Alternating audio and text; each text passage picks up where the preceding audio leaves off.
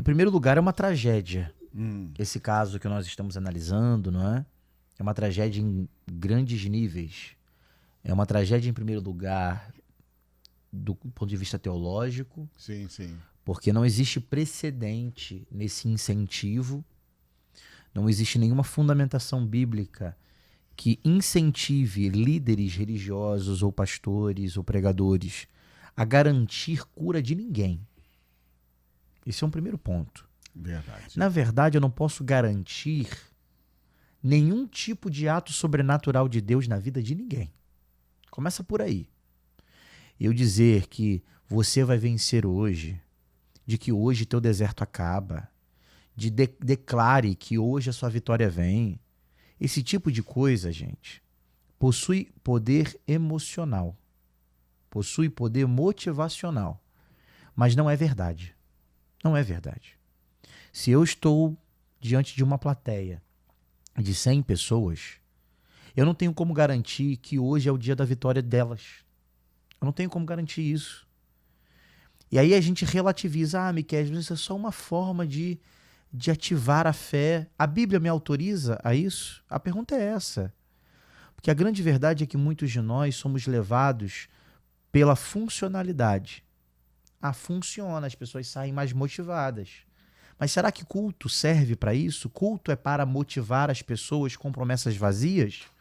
A resposta é, justamente pelo fato de acreditarmos que o culto tem uma função emocional, é que nós vemos esses casos absurdos, onde as pessoas extrapolam ao ponto de prometer coisas que Deus nunca prometeu. E é claro, a pessoa ouve ali a promessa, né, que hoje é o dia da cura dela. E por que ela tomaria remédio se hoje é o dia da cura dela? É. Por quê? Por que ela continuaria indo no médico se hoje é o dia da cura dela? Então é evidente que diante dessa certeza e dessa convicção, tomar remédio seria uma expressão de falta de fé. Então, ela está sendo coerente com aquilo que ouviu. Talvez o problema está em quem falou. Aquilo que foi dito jamais poderia ter sido dito. Isso nos responsabiliza, enquanto ministros do Evangelho, a tomarmos muito cuidado com o tipo de coisa que a gente profere no púlpito. Muito cuidado. Eu já tive essa experiência em uma igreja onde eu preguei no Rio. Eu preguei tendo todo esse cuidado de dizer, Deus pode fazer, Deus pode mudar, Deus tem poder para realizar. Homens não fizeram, mas Deus pode fazer. No final do culto, uma mulher me procurou, mulher de um pastor auxiliar da igreja, dizendo que tinha decidido naquela noite ter um ato de fé, que era interromper o tratamento. Eu falei assim, irmã, pelo amor de Deus, não, eu não preguei isso. Ela, não, eu entendi que você não pregou isso, mas eu senti. Falei, irmã, eu não recomendo. Falei com o marido dela, falei, não recomendo. Porque se Deus tem para fazer algo na sua vida, Deus não vai exigir de você irresponsabilidade. E, ao meu ver, isso é uma irresponsabilidade. Então, assim, se tendo cuidado na hora de pregar, as pessoas ainda interpretam assim, né? Imagine não tendo cuidado. Porque, segundo o relato dessa influenciadora, o pastor da mãe dela, né, que infelizmente faleceu, incentivava essa prática. Né? Pare de tomar remédio, pare de ir no médico. E isso não tem outro nome a não ser tentativa de homicídio. Tá? Por mais pesado que seja, ao meu ver, isso é uma tentativa de homicídio. Tá? Ou uma incitação ao suicídio. Verdade. Não, mas eu estou crendo na cura. Olha só, há uma grande diferença entre fé e otimismo vazio. Fé é crer no poder de Deus, sendo amparado pela palavra. Eu creio no que a palavra diz. A palavra me diz que Deus faz o que faz segundo sua vontade. Então eu preciso crer na minha cura segundo a vontade de Deus.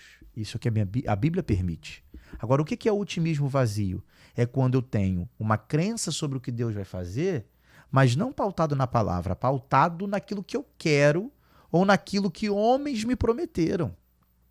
E Deus não tem compromisso com promessas humanas. Por mais que saiu da boca do pregador que você gosta. Por mais que tenha saído da boca da pessoa que você admira espiritualmente. Pode ser quem for. Pode ser pastor, pode ser pregador, pode ser bispo, pode ser apóstolo, pode ser quem for. Se o que saiu da boca não é condizente com as Escrituras, o que você está construindo não é fé, o que você está construindo é otimismo vazio. E otimismos vazios são porta aberta para a decepção. Então, esta menina está decepcionada com a religião porque a mãe dela perdeu a vida, porque acreditou em uma promessa vazia. E isso é muito sério. Então, de maneira nenhuma é saudável, de maneira nenhuma é espiritual a decisão de parar com tratamento médico por causa de uma convicção construída em um momento emocional ou numa pregação, seja lá no que for, num gabinete pastoral, num aconselhamento. Se você tem uma enfermidade e você crê que Jesus te curou, volta no médico. Faz os exames. Continua fazendo o tratamento. Porque isso só vai glorificar ainda mais a Deus. Porque você vai ter prova. Você vai ter lá o laudo, não é? Anterior, diagnosticando a sua doença, e posterior, diagnosticando a ausência da doença.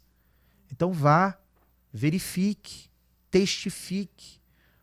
Porque a fé não tem medo da realidade. Então, se você crê que Deus te curou, então busque na realidade comprovações dessa cura. Não é você entrar dentro de um processo de alienação e de negação da realidade. Não, mas se eu tirar, eu fizer um exame, eu vou estar duvidando da obra. Não, a fé não é imatura, a fé não é infantil dessa maneira. A fé, o céu não se ofende com as tuas questões, com as tuas perguntas. O céu não se ofende com isso. Quem se ofende com isso são os manipuladores que querem te convencer que se você quiser provas, isso significa falta de fé. Porque é difícil manipular quem quer prova. É difícil manipular quem quer comprovação. É por isso que eles te ensinam que para ter fé você não precisa pensar, você não precisa questionar, você não precisa ir atrás das provas. Porque manipuladores gostam de pessoas que acreditam que não precisam comprovar aquilo que creem. Então, gente, só de uma maneira muito rápida, eu não queria dedicar muito tempo a isso, porque os nossos ouvintes já esclareceram, não é? Mas, por exemplo, Lucas era um homem da ciência. Lucas era um médico.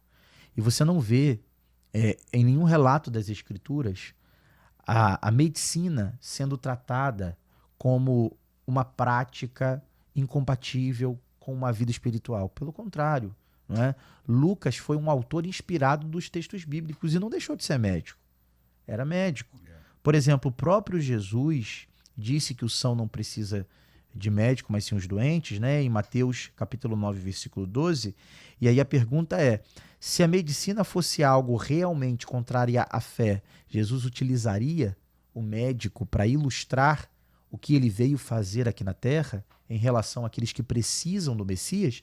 É evidente que não. E como já foi citado aqui também pelos nossos ouvintes, 1 de Paulo a Timóteo 5, 23, o próprio Paulo, que tinha dom de cura,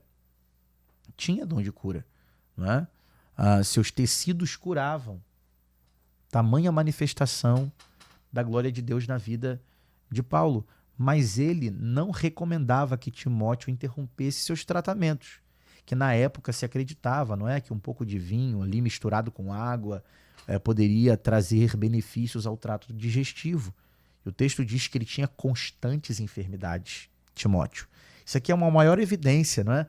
Porque se o que faz a cura chegar ao tamanho da tua fé, então Timóteo não tinha fé, Paulo não tinha fé para gerar a cura de Timóteo, é porque não é sobre o quanto eu creio que vai acontecer, é sobre Deus querer fazer ou não. E por vezes, Deus não vai querer fazer.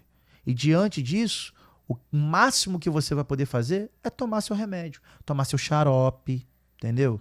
Tomar ali o anti-inflamatório, tomar um antibiótico, continuar sendo acompanhado, tomar o remédio de pressão, não é, para controlar as taxas, não é, pastor Dário? É isso aí. É isso, é controlar colesterol, controlar glicose. E vou te dizer, tudo isso é espiritual. Tudo isso agrada a Deus. Tudo isso demonstra para o Senhor o cuidado com o corpo que ele te confiou. Pode ser que enquanto você toma o remédio isso seja uma maneira de Deus te ensinar diversas coisas, não é?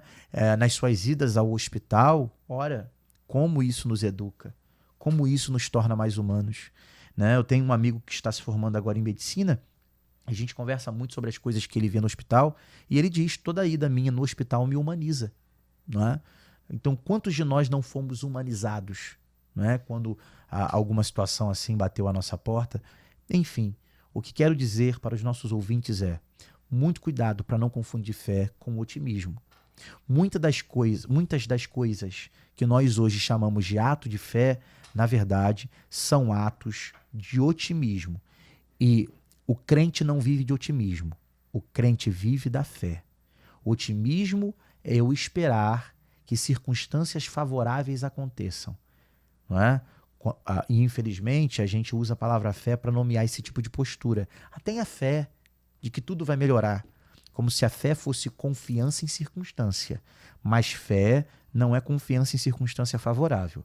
Fé é confiança numa pessoa divina que sabe o que está fazendo, ainda que as circunstâncias que vão vir não sejam as que eu esperava. E aqui que está a grande diferença. A tua fé não se revela quando a circunstância favorável que você tanto desejava acontece.